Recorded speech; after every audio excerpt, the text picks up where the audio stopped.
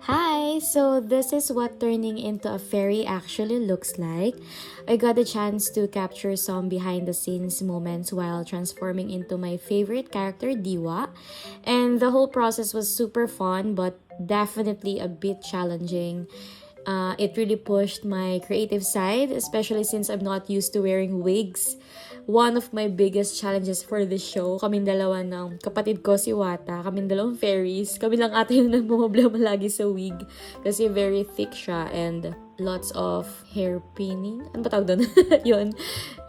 Yeah, so come with me as I walk you through the entire transformation with a few bonus exposures of my amazing and lovable co-actors popping up in the background.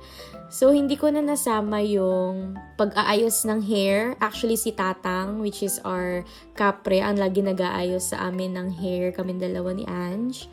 Binibraids niya para ready na for the wig. So, dito makikita nyo, nauna ko yung kilay kasi pumunta na kami dyan from the hotel na bare face lang ako and wala nang chance to gawin yung kilay sa hotel kasi sinulit namin yung pahinga since ito na yung last show namin sa Cebu. So, next makikita nyo ay eyeshadow. Kamay-kamay lang kasi hindi talaga ako marunong mag-makeup. Kilay lang talaga yung napaperfect ko usually. Then, andyan nag-rehearsal background ko si Calis, si Mark, ang aming Sereno. Tapos, papasok-pasok yung aming SMC, si Joash, para i-check kami kung kamusta yung preparation namin. Tapos, yun lang sa eyes, usually, yun lang yun. Eyeshadow and mascara lang. Tapos, andyan si Tatang nasa likod. Next, yung nasa face namin ni Ange, yung glitter na may gel na nilalagay namin, na may butterfly yun. Medyo hindi ko gusto yung amoy nun, tsaka nag-create siya ng bumps sa face kapag masyadong nakatambay. Tapos yan, naglalagay lang ako ng white eyeliner para lang maging bukay yung eyes ko. Ayan, si Kuya Albert nasa likod. Sumasama rin siya sa BTS ni Anja. Di ba meron din siya sa akin? Okay, yeah, nag-skip na, nakabihis na ako, pero pang inner pa lang. Nilalagay ko muna yung glitter sa dibdib part ko kasi yun yung usually natatamaan ng ilaw. Nakita nyo rin sa background, nakabihis na rin si Anne, nandiyan na rin si Toby, si Uwa, si Tatang, yung ating kapre. Tapos, SPG na exposure ni Apo na naka-topless. Tapos yan, checking si SM. May hinahanap ata siya. Feeling ko yung ano yan. Yung tape para sa tenga namin. Kasi, i-ready na yung para sa lapel. So yan, kinasuot ko lang yung aking necklace. Yung fairy na necklace. Tapos yung aming kwintas ng aming anito. So lahat kami dapat may ganyan. Tapos, ayan, inaayos ko na yung aking braids into parang ano ba to? Headband? Oo. Tapos i-clip lang para mas secure ang wig mamaya.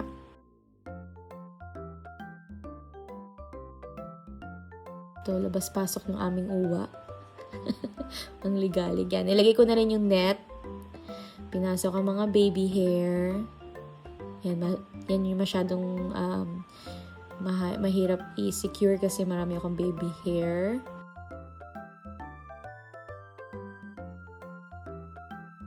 And of course, isusunod ko dyan yung rubber band. Hindi ko alam kung anong tawag dyan. Inamoy pa nga.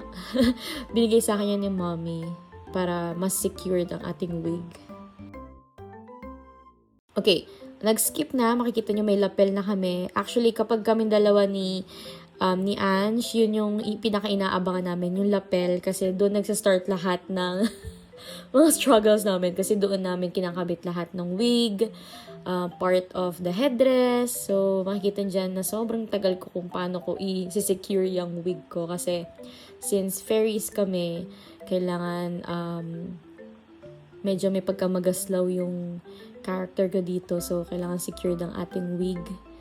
Tapos, isa din to sa medyo challenging ay ang pagkakabit ng tenga. Kasi, kailangan maayos dahil didikit siya sa totoo mong hair. Pero ang nangyayari ay dumidikit siya sa wig, kaya medyo matigas siya after the show. So, meron kaming pandikit provided by our producers.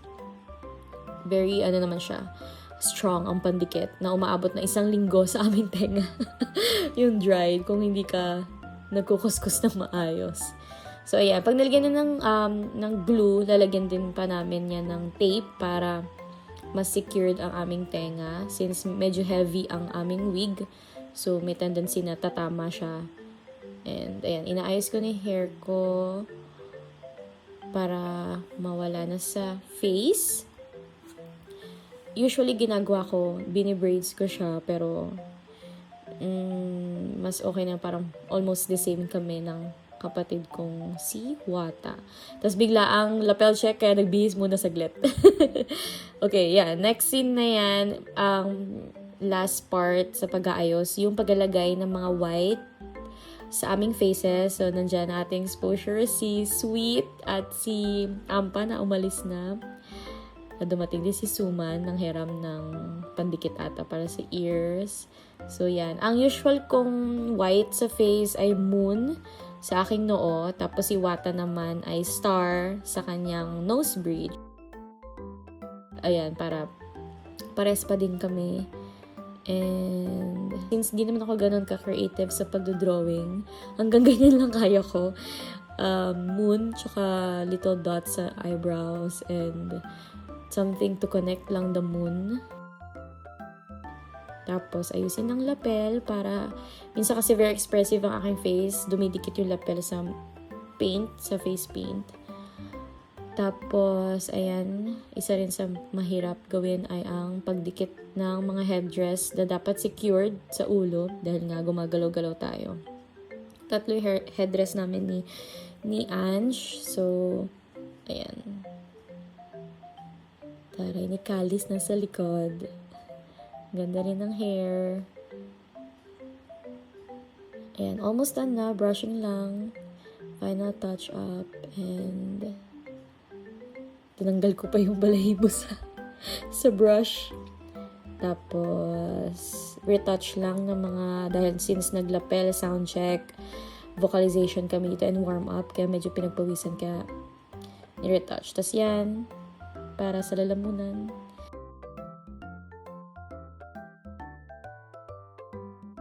And all done! Ready for the show. Ito yung before the show look. Ayan. Ito sa Pasig studio to. Tapos diba? Super cute! Kala mo lang pinagdaanan. Pero ayan, after. Hulas na pawis na. And yan. This is Diwa 2025. Thank you everyone!